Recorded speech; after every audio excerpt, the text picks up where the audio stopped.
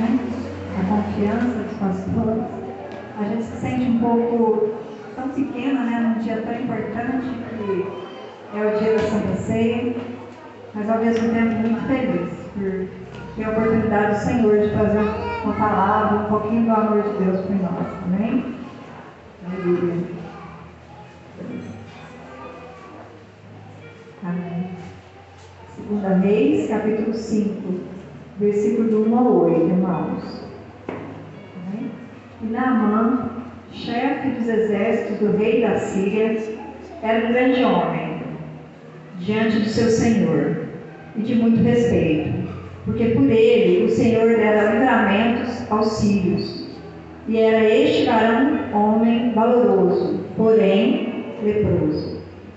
E saíram tropas da Síria e da terra de Israel e levaram presa uma menina que ficou ao serviço da mulher de Naamã.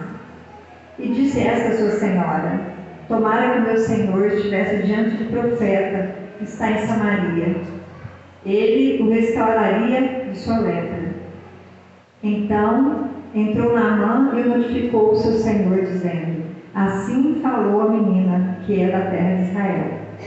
Então disse o rei da Síria: vai, anda, enviarei uma carta ao rei de Israel.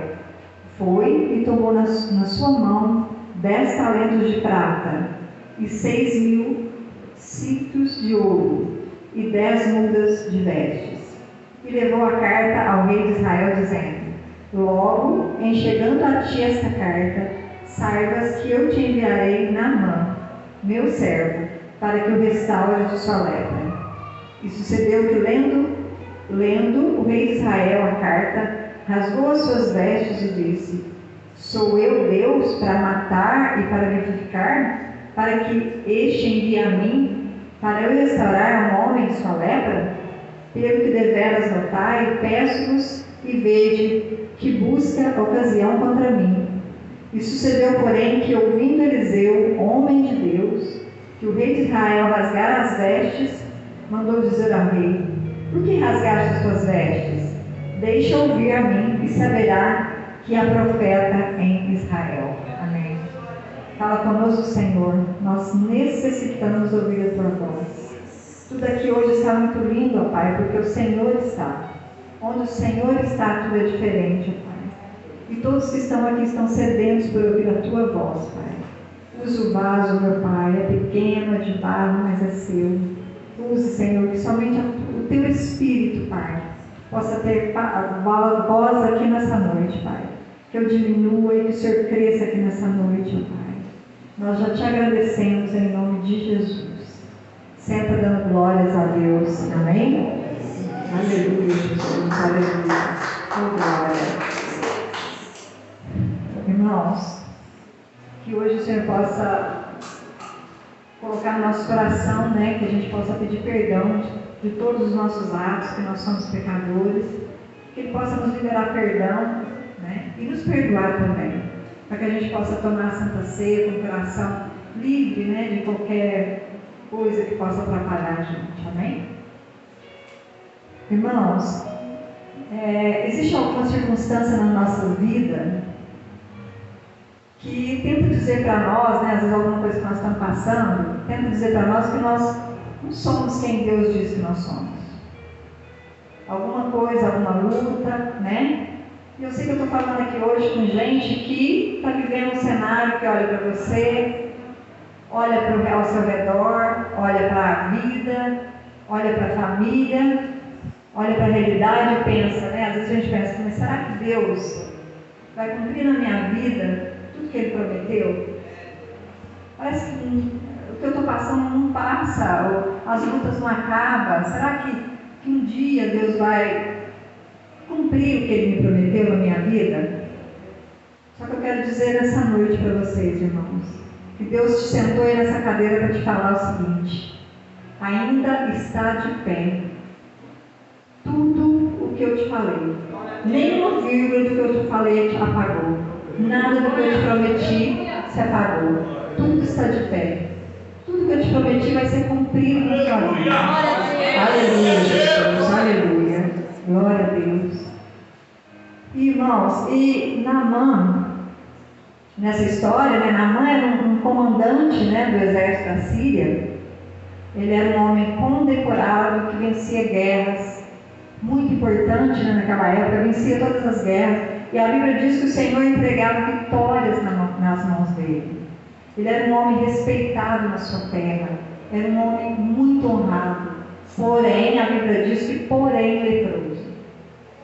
A Bíblia diz isso claramente, né? Então você deve conhecer bem essa história, né? Já deve ter ouvido com certeza. Se você não conhece, eu quero dizer que ele basicamente era um homem que vencia guerras.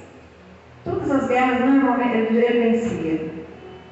Só que ele não conseguia vencer a guerra que estava dentro dele. Era uma guerra que era uma doença contagiosa, uma doença que não tinha cura, né?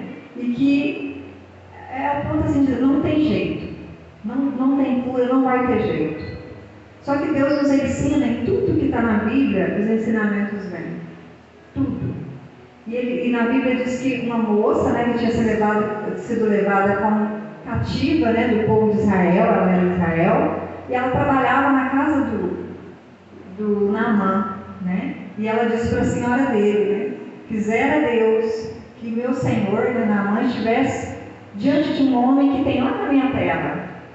Ele é um homem, não é um homem normal. Ele é um profeta que, se colocar a mão nele, vai curar essa lepra dele. Se ele colocar a mão nele, ele vai curar. Ela não esqueceu quem ela era, né? Ela estava numa terra bem distante, mas ela não esqueceu quem ela era, não esqueceu de onde ela veio. Isso às vezes acontece muito conosco, né, irmãos? Qualquer coisinha faz a gente esquecer. A gente esqueceu o Deus que a gente serve, qualquer coisa faz a gente esquecer de onde a gente veio. Qualquer coisa, às vezes, serve para que a gente saia da presença do Senhor. Então, essa é um exemplo muito grande. A menina ela era escrava, né? Veio como escrava, mas ela não esqueceu. Não esqueceu que na terra dela, não é porque ela estava sofrendo ali como escrava, que ela esqueceu o Deus que ela serve. Ela estava ali, mas ela estava honrando o lugar de onde ela veio, né?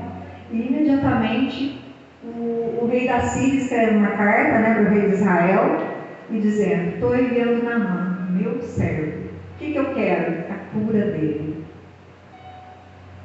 Naamã, irmãos, ele sai para ir para lá com riqueza, né? O que o dinheiro pode comprar, ouro, levando, né? E o rei de Israel, quando ele pega aquela carta, que ele lê aquela carta, que diz para curar Naamã, né? Ele diz: porventura eu sou Deus? Como que eu posso curar, ou dar vida, ou matar? Não posso, eu não sou Deus, eu não tenho esse poder. E ele desespera, né? Como é que eu vou curar a lepra? A lepra é uma doença contagiosa, não tem cura. Como é que eu vou fazer? E como naquela época, a Síria e Israel viviam em guerra. O que ele pensou, né?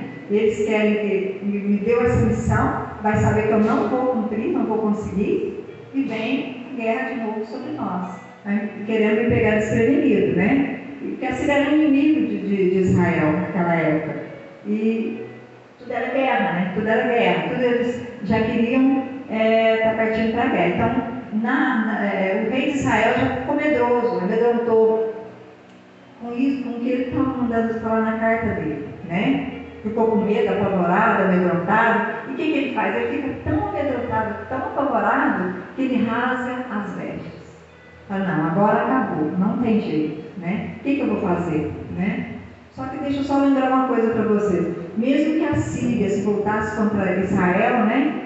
O Deus de Israel estava sempre levantando por eles, estava sempre protegendo Israel, né? E a segunda coisa é que, se o rei da Síria está mandando essa carta, é porque lá na Síria já chegou, né? Já chegou a fama de que aquele povo não era um povo normal. Aquele povo era um povo diferente, né? Aquele povo era um povo que curava, tinha um profeta ali que podia até curar.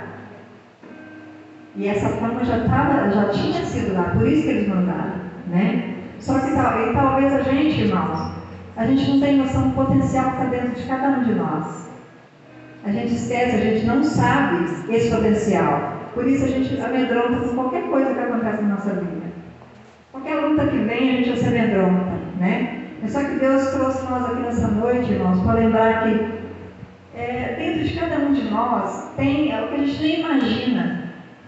Às vezes a gente nem sabe, nem pensa o que nós temos dentro de nós, que Deus coloca dentro de nós.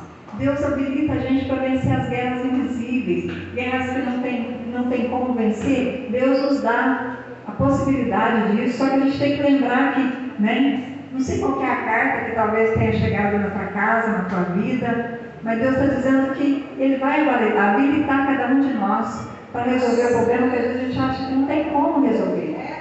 Eu não tenho como resolver o problema, mas Ele tem. Ele é Deus Todo-Poderoso, Ele pode, né? E tem gente aqui que está igual o rei de Israel, né? Rasgando as vestes, amedrontado, né? Para onde que eu vou? Que porta que eu bato? O que eu vou fazer? É o desespero que bate na gente, né? Quando a gente está passando por aquelas lutas, por aqueles problemas que não tem solução. Para nós não tem, né? E as circunstâncias às vezes querem provocar a gente, amedrontar, né? Para que a gente possa, que a nossa alma fique amedrontada.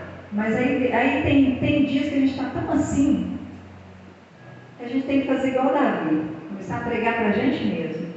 A gente tem que pregar para a gente mesmo e falar desse Deus, porque a gente esquece. Nosso lado humano, nosso lado homem, esquece disso, às vezes, pelo que a gente está passando, né? Então Deus quer que a gente, Ele não vai levantar pregador de fora, cantor, não, Ele quer que a gente abra a nossa boca. Que a gente olha no espelho e começa a dizer, né? Por que está batido a minha alma? Por que está acontecendo isso? E esperar em Deus, né? Esperar que Ele faz o que eu não posso, Ele pode, né? E o cenário ao redor do rei de Israel estava dizendo isso, né, para ele, desesperando ele, dizendo que vai levantar uma guerra, é isso que eles querem, né? Se você não pode curar na mão, o cenário está desfavorável, vai ser guerra, você vai, né? Então, rasgar as vestes não vai resolver nada, irmãos, né? Tem um lado. E lá estava ele desesperado, rasgando as vestes, e do outro lado, um homem, um profeta, que sabia quem era o Deus dele, né? Todo confiante, sabendo que Deus é o Deus dele que podia resolver. Não era que ele sabia que ele ia resolver, não. Deus iria usar ele, mas era Deus que iria resolver, não era ele, né? Então, Deus trouxe a gente aqui hoje, pastor, para dizer para a gente que não é roupa de crente que vai fazer a gente crente. Não é, às vezes, voz de crente que vai fazer a gente crente. Não é o jeito de crente que vai fazer. O que vai fazer a gente crente é o que acontece depois que a gente sair daqui. O exemplo que a gente vai dar depois que a gente sair daqui, né? O que vai acontecer quando vier as lutas? Quando vier meus problemas que eu não posso resolver? Quem vai ser eu? Você é aquela pessoa que entra no quarto e desespera e começa a rasgar as vestes? Ou eu vou ser aquele que entro dentro da minha casa com voz profética, levantando a minha mão e falando, não, eu não aceito isso aqui. Eu não aceito essa luta, eu não aceito. Irmãos, é só um exemplo que eu vou dar para vocês. Eu tenho uma filha que ela não está na presença do Senhor.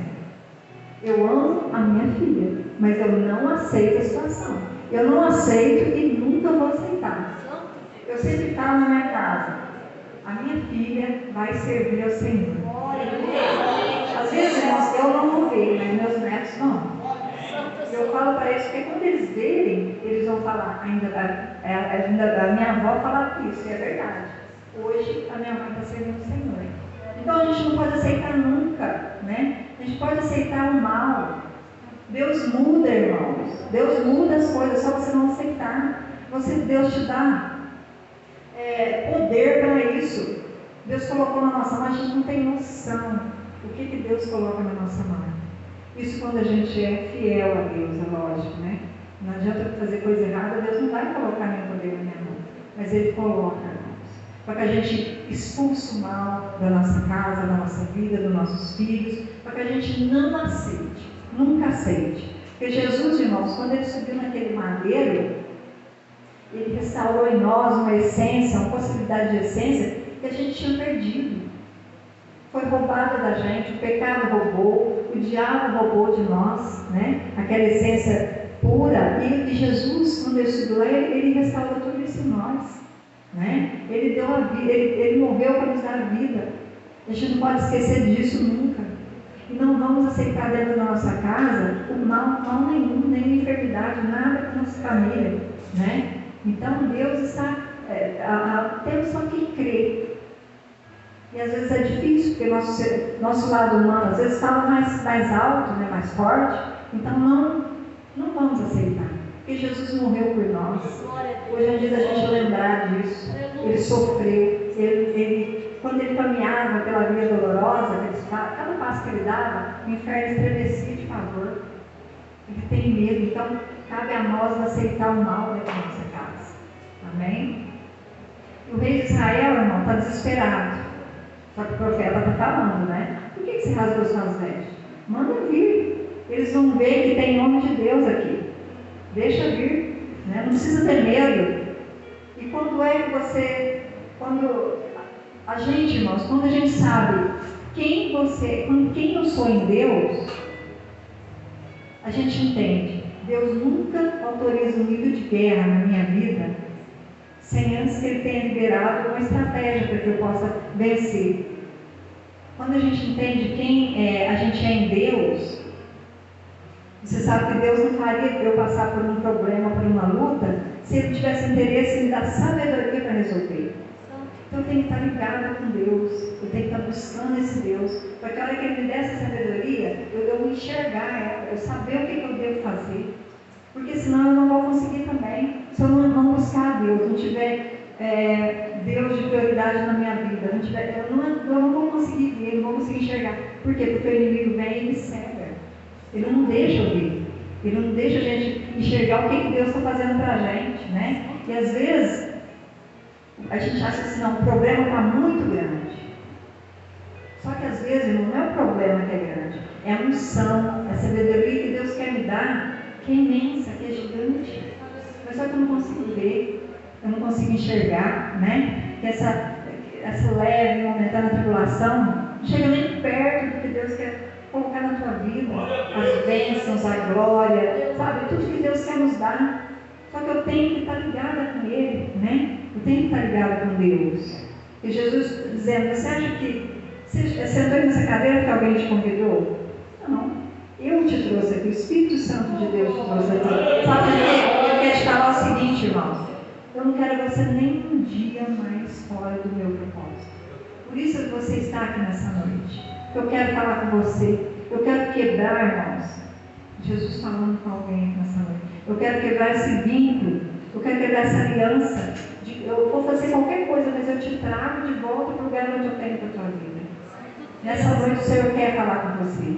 Deus te trouxe aqui hoje para te dizer, eu vou te dar equilíbrio, eu vou estabilizar você emocionalmente, para que você consiga caminhar. Você vai em meio a circunstâncias, às vezes que parece que não tem solução.